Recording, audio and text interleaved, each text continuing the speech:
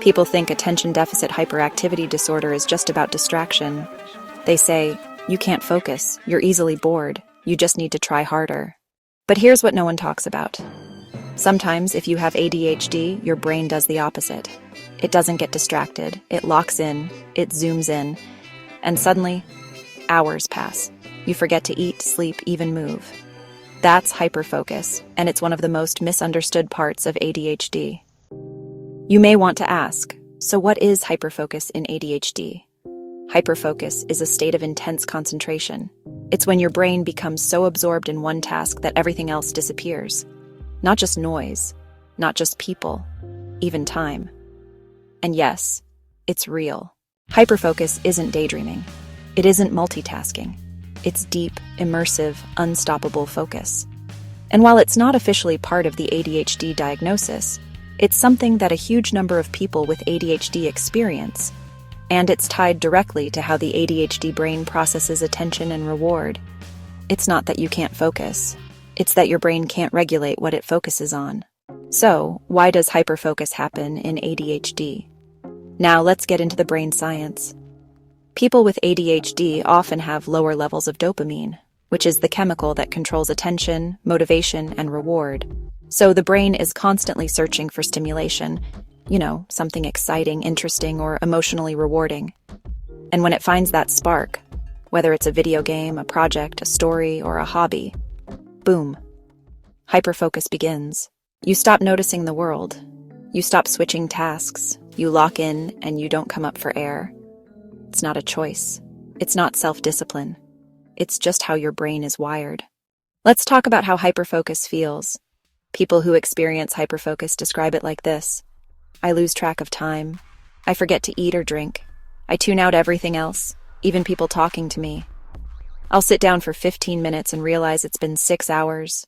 It can feel euphoric, like you're completely synced with what you're doing.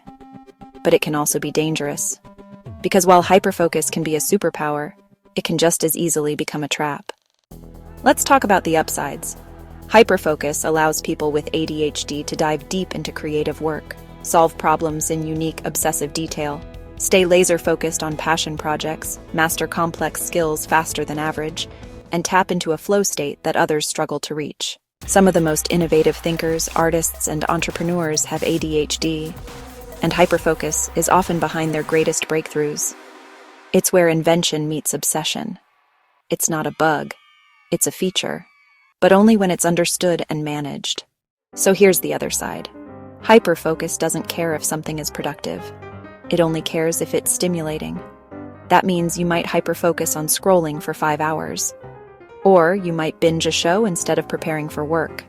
You might even stay up all night perfecting a drawing but forget an important deadline.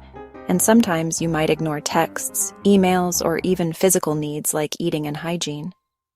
And when the world around you starts to feel neglected, relationships, jobs, health, hyperfocus becomes a problem, not a gift. Uncontrolled, it leads to burnout, isolation, and self-sabotage. Here's how to tell if you're hyperfocusing. It's not always easy to spot when you're hyperfocusing, because you're in it. But here are some signs. You lose track of time and can't recall how long you've been doing something. You block out physical discomfort, hunger, pain, exhaustion. You feel annoyed when someone interrupts you, even gently. You struggle to transition to another task. You realize you've ignored other responsibilities or people. You feel stuck on a task, even when it's no longer helpful. The key word, dysregulation. It's not that you can't pay attention. It's that your attention goes somewhere else and won't let go. How to manage hyperfocus without losing your spark. So, how do you manage hyperfocus without killing your passion? Here are strategies that actually work. First, set timers. Use alarms or reminders to check in with yourself every 30 to 60 minutes. Second, use external cues like sticky notes, digital alerts, or accountability partners. Third, create stop rituals, a specific action like closing a notebook, standing up, or turning off music to break the trance. Fourth, practice task switching.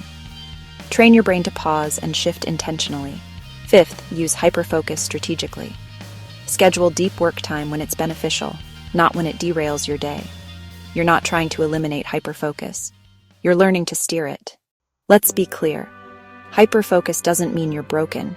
It doesn't mean you're out of control. It means you have a brain that operates differently, intensely, emotionally, powerfully. You're not lazy. You're not unfocused. You're focused on what matters most to your brain. And that can be a curse, or it can be a superpower. It all depends on how well you understand it.